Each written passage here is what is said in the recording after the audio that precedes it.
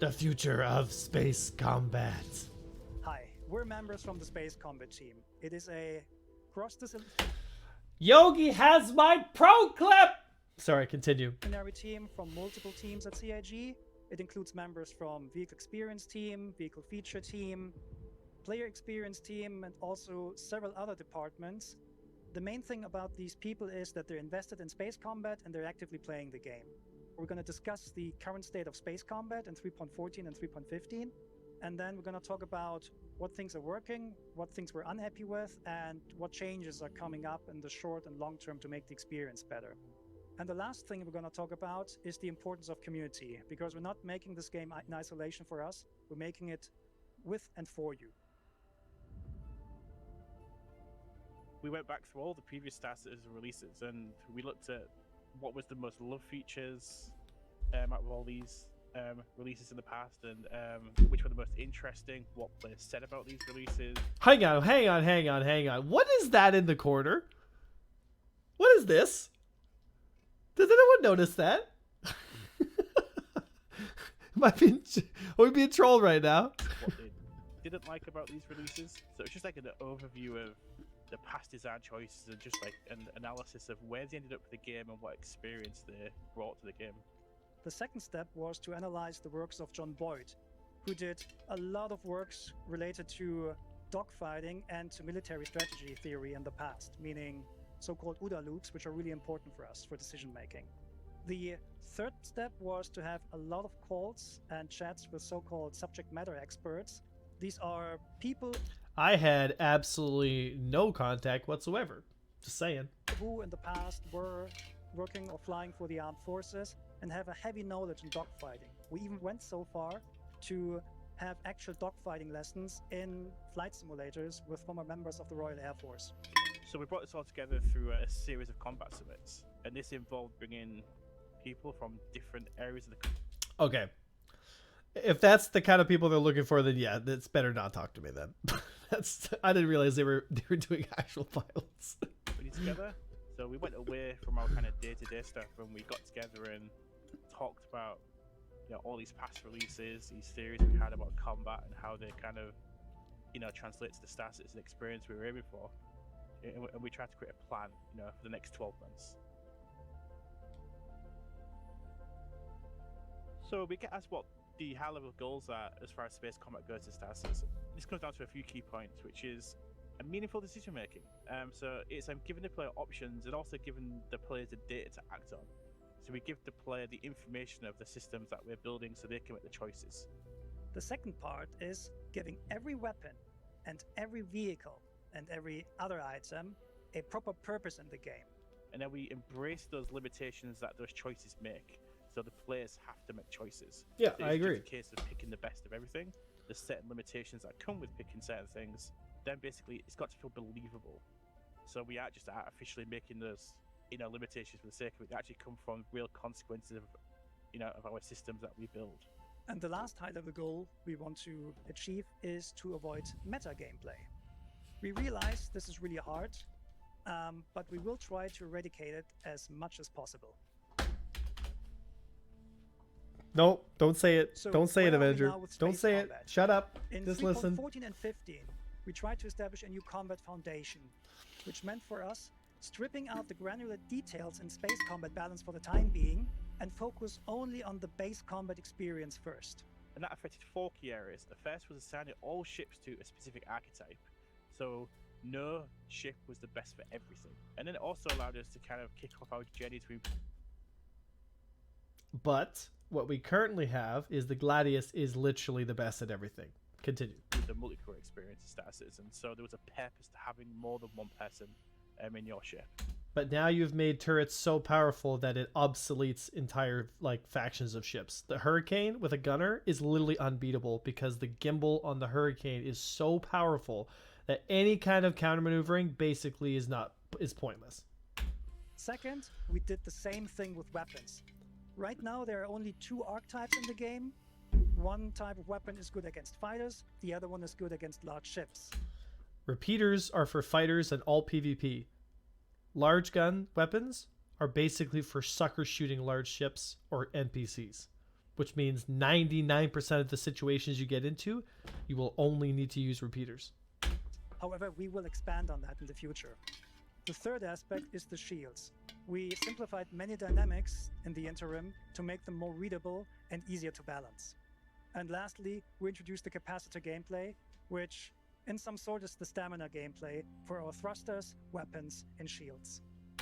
Which I like the idea of look, capacitor gameplay is good that it's in the game, but how it's implemented, there needs to be some tuning. Obviously, first iteration, I get it, right? Good job for the first iteration. But that 2-second timer, it's like I if Sig is watching, Yogi, if you're watching, take a look at Star Wars Squadron's power management system and please understand why, because I played that game professionally with tournaments under my belt as a win to tell you what I'm talking about. Is the best feeling combat gameplay ever I have had with power management was Star Wars Squadrons. So you don't have to rip it one-to-one, but take some of the things and the lessons learned for Star Wars Squadrons power management and bring it into Star Citizen. If you can do that, this dream of having the best goddamn space sim ever will be very much in reach. But please learn the lessons from Squadrons.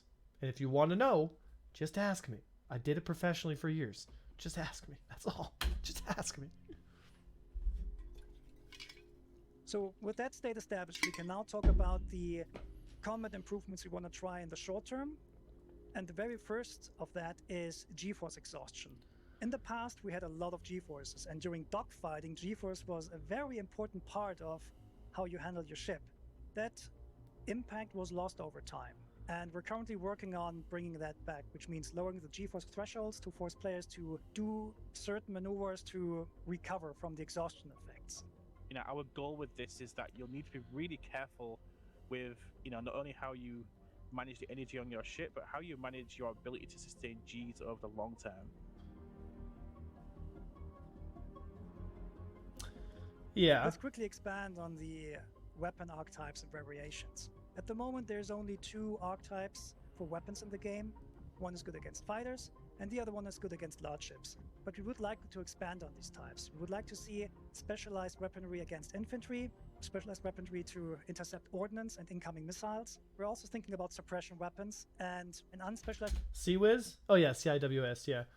Suppression, Jack of all trades, unspecialized Jack of all trades. No! No, this fucking Jack of all trades shit. Get that. Stop! Jack of all trades... It's always going to be one of 2 things with the Jack of all trades. It's either going to be shit and nobody uses it because it's not good at anything, or it's going to be like the only gun you ever need to use. Weapon types like a Jack of all trades, Master of none, which you can use for everything, but it might not be the best weapon of choice. I like that statement very much. In addition to that, you can expect that we're gonna spread out the weapon types as such as well. So you can expect anti-fighter cannons and anti-large ship Gatlings again. Yay! Let's talk about shield variances. In 3.14, we had to unify all shield generators of all sizes in order to rebalance them. In 3.15, we started reintroducing differences between those shield generators again. And this was kind of to bring the shields down more within a window that we were happy with, because before there was a difference of up to 90% between different shields, and we thought that was too much, where the player couldn't really make a difference. Going forward, we will try to make the shields more diverse again, so that you have a proper decision to make what to take with you, but still it will only be a moderating variable in the PvP outcome, right? We still want the skill in your dogfighting capabilities. Notice how he has unlimited ballistic ammo. To be the deciding factor of Goddamn dev hacks. the outcome of a dogfight. The power triangle has been super important for us as far as allowing players to manage combat in stasis. It gives players that really cool option to kind of focus their energy on a particular resource that the ship has. But we're still looking at ways we can improve this. So we're looking at kind of adding a non-linear curve to these things, so it doesn't just come in at the same rate throughout the whole kind of regen. And we think this might add a really interesting dynamic and just an extra thought that you've got to put in there when you're managing your systems. And we also were toying with the idea if the weapon capacitor assignment, for example, should affect all the turrets on a ship, which is currently not the case. An important thing we added in 3.15 are minimum regen for all power triangle assignments. So even if you have your full assignment, let's say put to engines, you get still a little bit of regen in your weapon capacitors and on your shields. So flight tuning, right? By far the least important aspect of combat tuning. Don't you troll me, Yogi! You son of a bitch! Just joking. No, we're not happy with the current flight tuning. I love this guy. I fucking love this guy. This Yogi guy.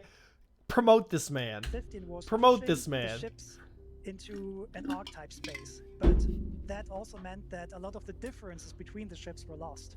And we also had to trick some numbers here and there. For example, ships can now strafe up way faster than they can strafe down. Mm-hmm. That is down to some magic numbers we added, but we actually want to reduce these magic numbers and do it properly with the thruster tuning. This will be, however, a longer ongoing process, but in the end, we will get a more realistic feeling ship handling out of it. What we added in 3.15 by very popular demand are options for the TVI visibility. So you can go into your options now and set your TVI visibility to always on if you do not want the TVI to fade away. This will take a considerable amount of time, so this will be an ongoing thing for quite a while. And an important disclaimer here, we'll try to be as real as possible, but we always have to take it back to the point of fun. We're not aiming for realism, we are aiming for believability and enjoyment. I like that statement. The idea of trimming was born out of two things. First, players who play decoupled, they wanted to have a control to actually hover at a certain altitude. And the other thing was we looked at how military choppers implement their trimming systems. And then we thought, maybe that is something that can be added especially for dual stick users. So we investigated a trimming system where you can push a button and then set your left or your right stick in a specific position and you let go of the button and the ship will keep that input. And any kind of input you do afterwards will be in relation to that. Yeah. So currently we have this in a prototype state and we'll try to give it to the players once it is out. This kind of system will allow mouse and keyboard players to have a smooth thruster control again, as opposed where currently when they press W and S, they just go to the full forward and backward motion. So that gives us a little bit more control when this type of control is needed. As you might have noticed in 3.14, we somewhat botched the auto gimbal implementation. During flying, you will see that the auto gimbal aiming crosshairs, they will kind of like go all over the place. So in 3.15, we actually fixed that and rewrote how the auto gimbals work. However, we are not really completely happy with the auto gimbal system because at the moment it feels for us like it's being a skill bridge instead of having an actual purpose in the game. So going forward, we're going to investigate.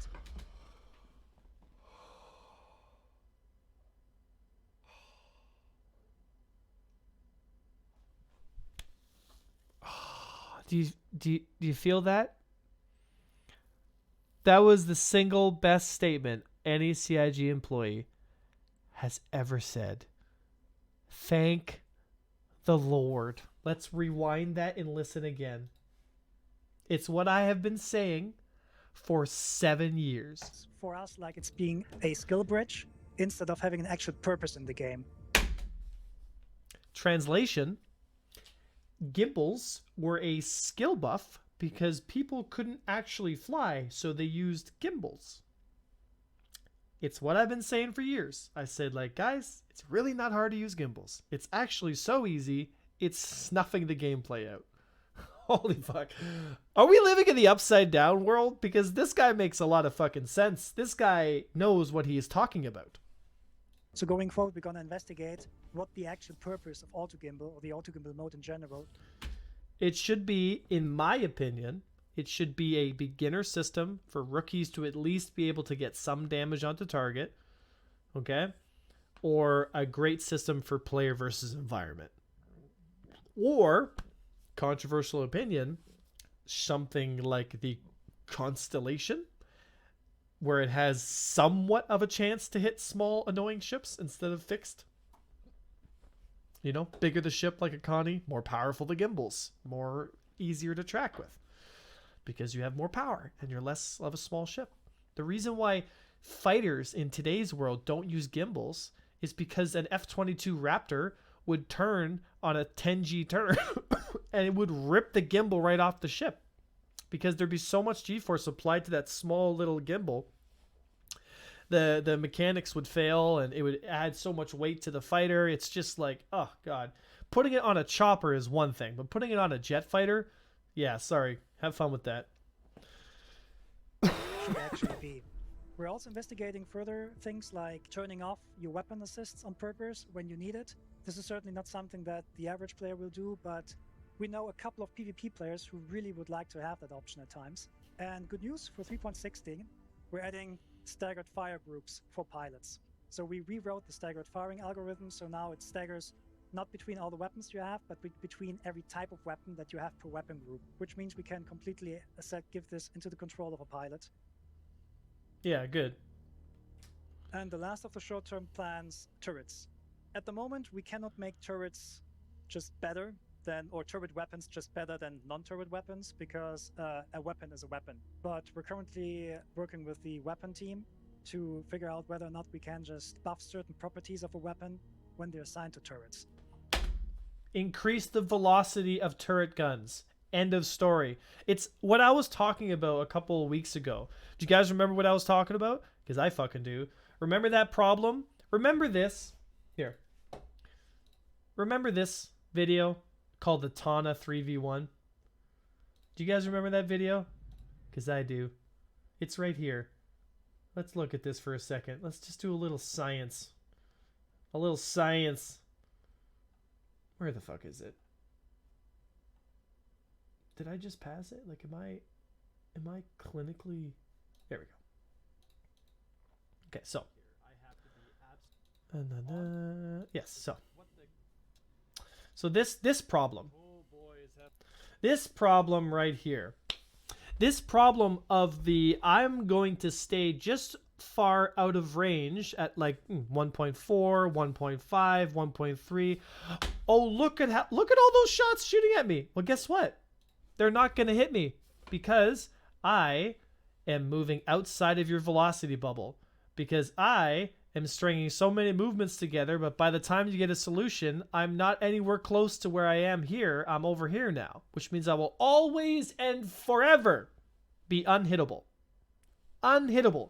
Because unless you can close the distance in a large vessel like the Reclaimer, which cannot close the distance against something like a Tana, it just comes down to a matter of time before you're dead and I'm not. And I asked CIG this. I asked them. I said, how do you plan on fixing this problem? And I didn't get a response. I believe I spoke to K Winter on stream. I said, how do you plan on fixing this specific problem? And I don't remember what he said, but it wasn't a solution. And now we see Mr. Yogi here talking about plans, turrets. At the moment, we cannot make turrets just better than, or turret weapons just better than non-turret weapons, because a weapon is a weapon. But we're currently working with the weapon team to figure out whether or not we can just buff certain properties of a weapon. Buff the velocity. Buff the velocity of the projectile. Do not give it 20-degree auto gimbal zone. You take all the skill. You take all the fucking skill out of playing Star Citizen when you give somebody this massive fucking cone and you're like, oh, I think I can hit that. It's like, great, buddy. Great. Go get him, little guy. Go get him, buddy. Like, no. Like, a good turret gunner should be an asset. It should be like, oh, fuck, John, fuck, he's good in the turret, bro. Like, you want him in your turret gunner. Instead of some other fucking guy who's just like, I don't know, I could just put in 20 degrees and fucking fire forget, baby. Okay, you did, K Winter, then I take it back. Then, no. This is only solved with two ways. One, you increase the velocity so that the ability to reach and touch the guy that's doing the long range shooting, there's a chance there. Or you do the opposite and you reduce the ranges even more on fighters, light fighters, medium fighters, doesn't matter, right? If it's more maneuverable, its weapon range is less. But now you run into the problem of, well, if you've got a 15, 20 degree auto gimbal zone, well, shit. Like, you are fucking boned, man. Like, you are totally fucked. Because as soon as you get close to that hammerhead, it's just going to be... fucking... Oh, fuck. And you'll be dead. Instantly. Which then comes down to a different problem. Which then comes down to, well... We've got this organization, and they're all a bunch of ace pilots, and they're really good, and they're super sweaty. And they've spent hundreds of hours training every day, being super ready to go. Well, we'll just bring Tom and Jerry here, and we'll sit them in a hammerhead, and we'll just kill them all. Balance. And I'm sure, I'm joking, like, obviously, you know, I got nothing but love for Yogi and you guys. I mean, from where the game was a year ago to the point where, like, I didn't want to fucking touch it, to now in 3.14, 3.15, it's like a night and day difference. It's like you guys went from being like a meme to being on the table for, like, legitimately one of the best combat experiences that I have ever played. And that's just your first shot at the cat. The VTOL on the bottom being stronger, which is a suggestion that I talked about years ago, because I'm like, it makes sense in lore version as well, because ships like to fly, you know, from like airplanes, you know what I mean? Like, they like to fly that way. It makes sense that they have stronger bottom thrusters to get them up and going, right? So it makes more sense, especially because you're pulling negative G's on the body. If you were to design a spaceship, it's more believable that it would be stronger on its belly because you could pull more G's, fucking, you know what I mean? Doing that kind of shit. So, dude, watch a few more seconds. He talks about velocity and is one of the potential attributes to change. Lol. It was me that said that. I don't suggest it was going to happen, but that's what we were discussing. Basically, yeah, radius increases was a 5-minute hack to just make turrets not suck, but it was never meant as a permanent solution. I totally agree, though. I think what Yogi is getting at here is right now a weapon is the same on every mount, so we need an engineer support to perhaps add a modifier to the turrets. Well, then they come up with I mean, you could easily, again, hand wave them, right? Just be like, well, turrets come equipped with a capacitor, right? And that capacitor, you know, supercharges the round. You know what I mean? Said tiny, maybe just UI enhancements. I gotta say, if you get into a hammerhead range, you get wrecked. So a little bit of aim assist is cool for me. Yeah, look, a little bit of aim assist is great because when you're trying to hit a penny at 1,000 meters, like, look, there's a level of skill that's like, I don't expect people to all be, you know, like, I don't think it should be fair that you have to spend hundreds of hours and, like, commit your life to a game just to fucking hit an arrow. I agree. Like, there's a little bit of, you know, they gotta, like, just inch it on the target. You know what I mean? Like, that's, you know, cheers. He says, still a crap load to do, but I can say for sure we're headed in the right direction. Oh, buddy. What a difference. What a difference, man. I think having turrets have modifiers to the guns is a way to go. Bullet velocity, distance, right? And I like the idea. So I personally like the idea of less shooting, more response. And what that means is, like, right now, like on the Hurricane, for example, like if you have 240 rounds, you can basically show up and you're just like, hi guys, like forever, you know what I mean? And it's hilarious. Like, it's so obscene. It's so obscene. But having, let's say, I don't know, maybe 1/5 the amount of bullets, but have higher velocity so that, you know, cannons on something like a turret would be really interesting, right? But, you know, maybe not affect them for ballistics, but for lasers have that higher velocity. I don't know. The point is, you want to make it so that, like, ships like the Hurricane, which are one of my favorite ships of all time. I goddamn love the Hurricane. I have fucking dreams about the Hurricane. I wake up, I come home after work, and I'm just like, I don't want to fly my Hurricane, right? Like, there's a reason. There is a reason I have 3 hurricanes. There's a problem here. I really like anvil ships, but right now, you know, the temporary slot that the hurricane is in is like, oh fuck, I don't think nothing compares to the hurricane except for other hurricanes, right? Which puts it in the meta category, which I get it, right? Like it's all, everything is in flux, right? But I just want people to understand why the hurricane is such an absolute fucking monster. And it's because of the auto gimbals on the turrets and the fact that it can shoot basically forever, and it has a size 2 shield, right? So the hurricane, in my opinion, should be very thin-skinned in the sense that I think it should actually move a little better. It should have a little better turn rate. It should be more of a brawler, but it should die fast. It's a glass cannon. It shows up and it's like, you know, if you've got the shot, if you can pre-turn, get into the slot, there's nothing like a hurricane that's going to kill you faster.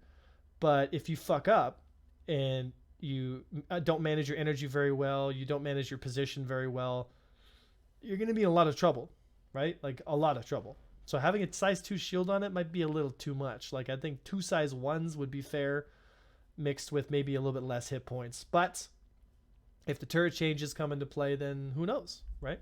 So speaking personally, I totally agree. Turrets went from being totally useless to requiring no skill at all.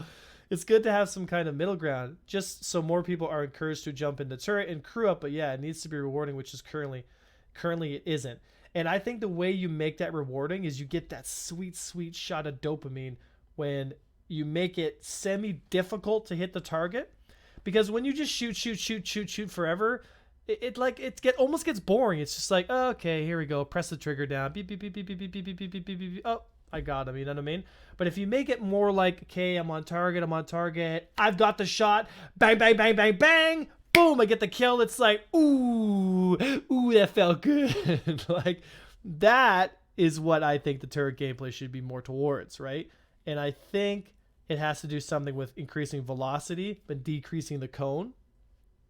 And having less rounds than what we have now, but have them be more, like, it should be like, fuck, like I got hit, you know what I mean? That, I think, would be really interesting.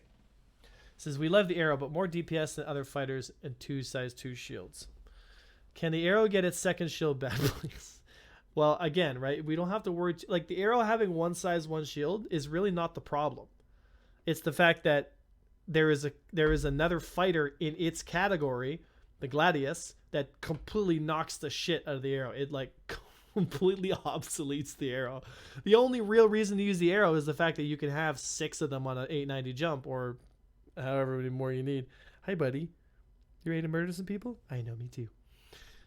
All right. When they're assigned to turrets. We got sidetracked. A good use case here is, for example, the hammerhead. While it's very, very dangerous in close quarters, once you get at a specific distance, the bullets, they're just flying too slow. See, I should have just fucking kept watching. To actually make the hammerhead a meaningful anti-fighter platform. And this is what we want to change. So we're investigating whether or not we can just buff all the turrets on the hammerhead without changing the actual weapon itself. Yeah. Right? So these were a couple of our short-term plans currently in development. Funny, man. We'll show more of them the closer you're getting to be finished. But now let's jump ahead and talk about some long-term plans.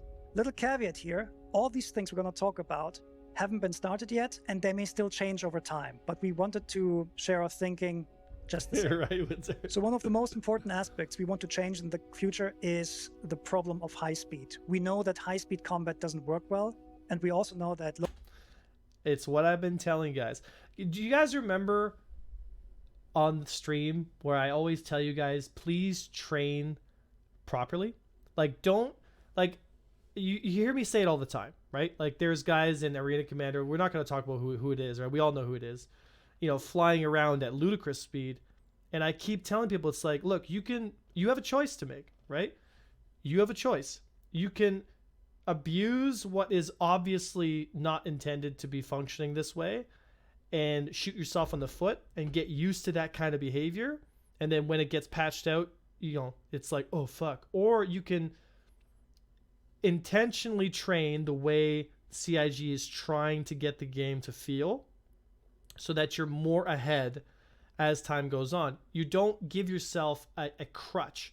Any kind of crutch that you have is only going to hurt you as a pilot as you move on, right? So as you train, as you keep getting better, the more crutches you have, like, you know, using the pyro burst shotguns, which only take 3 shots to kill, and because it uses some kind of weird damage state model, or, you know, using the anvil, like the Gladius from 313 or 314, because it had a really weird jerk profile because it only weighed 250 kilograms. Like, bruh, you know, like all those kinds of crutches, or using stealth components to like flare off your signature at 200 meters because you don't want to get shot. And that's because that's totally not an exploit. Like, you have a choice. You can do those things and be that person, or you can take the hard road. You can take the road of, I want to be a better pilot. And when the game goes live, I guarantee you that the kinds of people that are going to be winning fights in the persistent universe, defending their friends, attacking successfully, those people are going to be the people that made the choice to do the hard stuff early on. To say, you know what? I'm not going to do this. I'm not going to give myself a crutch. I'm gonna play in good faith, and I'm gonna play with other people in good faith, and we're gonna try and do the best we can. Not only are you gonna have a way better experience, but you're also gonna make a lot of friends along the way, and you're not gonna be stuck once it gets patched out. Like, exactly right. It's like, we don't want to fight at 700-800 meters per second. We want to fight at more manageable speeds. So why not just fight at more manageable speeds now and let the people that want to fight at crazy high speeds, just let them go, man. Let them fucking fly away. Let them do their thing, do all their little circles. It's like, all right, man, have a good one. Like, I'm not going to chase you. It's just pointless. Low speed combat between 200 and 300 meters per second is incredibly enjoyable. Oh, wait, P2, I don't know. We don't know yet. Live is. The next part is ballistic ammo management. At the moment, we have very low ballistic numbers in the game, and this is because the physicalized armor system is not online yet. So you can expect some changes towards ballistic ammo and how we manage ballistic ammo in the future. We also would like to introduce a custom operator mode for EMP, because as a pilot, you need more data and more information. P2 is live. Go check out the areas in Redeemer. I will do that right now. We also toyed with the ideas of flag. Right. We would like to have a flag concept that is an area denial weapon that works against fighters or missiles or even incoming projectiles. It's everything I've ever wanted. That's it. I'm not a hard guy to... It's not all about me, obviously, right? But I'm saying, like, all I want is the best for the game when it comes to combat, right? Talking about dedicated high-speed flight mode, thank the Lord. Ballistic ammo management, EMP operator mode. Oh, flak.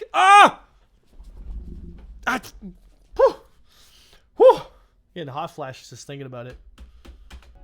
Also, we're currently working with the AI team to copy typical flight maneuvers that players do to AI ships.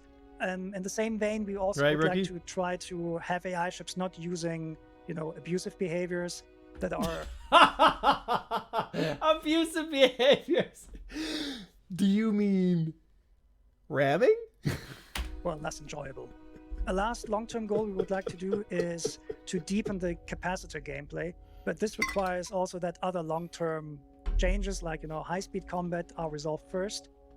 We would like to think about things like adding more thrust, adding more active management on the assignment, and other more active effects. So something more like Star Wars Squadrons. Yeah, I should have just fucking listened to the whole goddamn video before I open my mouth. See, it's what happens when you're a streamer. You just talk shit for a living. So before we let you go, let's talk about the importance of the community, because this is something which really matters a lot to us as a team. Community is incredibly important for our process. A lot of the design decisions that informed our combat summits were actually based on proposals that the community did. When it comes to balancing, community is incredibly helpful in providing us data that allows us to nail down issues fast, finding balance problems. They even sometimes tell us, hey, this is the wrong number in the game data that there is. So like having a Gladius at 250 kilograms. They are teaching the AI using your videos. AI won't fly backwards, only in decoupled and blast the EMP. Battlestar Galactica looking capital ships, #flag, right? Pipwiggle. I haven't, well, there's not really, the Pipwiggle isn't really as big of a thing as you might think in this patch.